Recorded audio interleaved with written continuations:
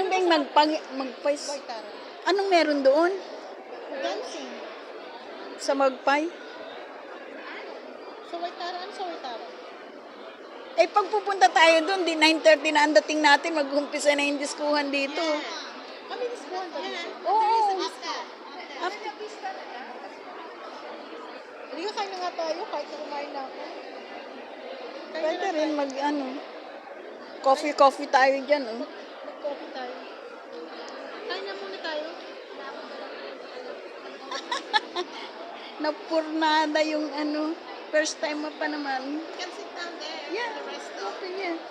At saka pag may lalabas dyan, pwede na tayong pumasok. Bigla ako nagutom. Ah? Hindi mo papakainin ng chips. Kakaroon kasi ganda-ganda ko yung pangit yung pangit yung picture ko. Saan? Ah? Ano siya, ako ba ito? Hindi ko pa nakita yung aking picture.